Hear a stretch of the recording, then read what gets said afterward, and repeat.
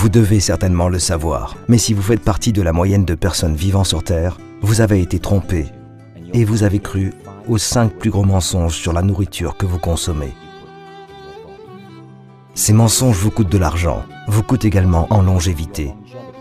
Ils vous coûtent en soins médicaux et ont un impact négatif sur la santé de votre famille. Des milliards de personnes croient tous ces mensonges, mangeant et buvant des produits qu'ils croient sains.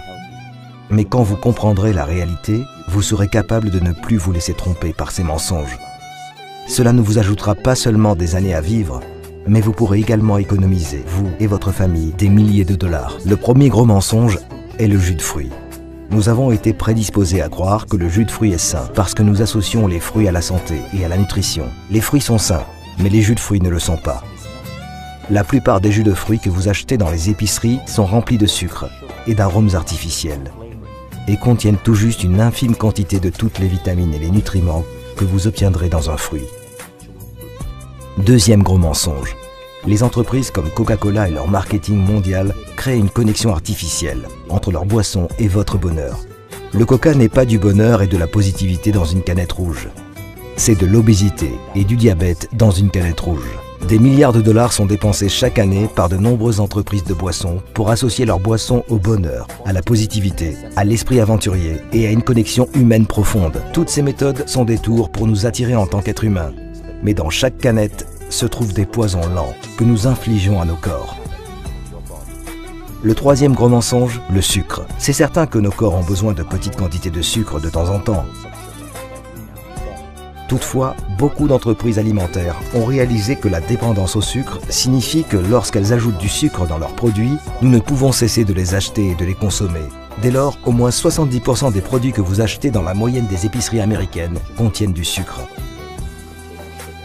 Et le sucre, selon la science moderne, n'est pas uniquement mauvais pour votre santé, il peut être aussi addictif que la cocaïne. Les entreprises vous harponnent pour que vous en consommiez toujours un peu plus. Quatrième gros mensonge, le mensonge sur les boissons allégées. C'est une idée brillante de prendre le mot allégé, un mot que nous associons à la santé, et de le plaquer sur des canettes. Il a été prouvé dans plusieurs cas que les boissons allégées sont plus dangereuses pour votre corps qu'une boisson gazeuse ordinaire, parce qu'elles perturbent des billions de cellules dans votre intestin, lequel régule votre organisme. Cinquième mensonge, le mythe de l'exercice. Des études modernes montrent que 80 à 90% de votre silhouette sont peu concernées par l'exercice. En effet, une grande partie de votre morphologie est basée sur ce que vous mangez.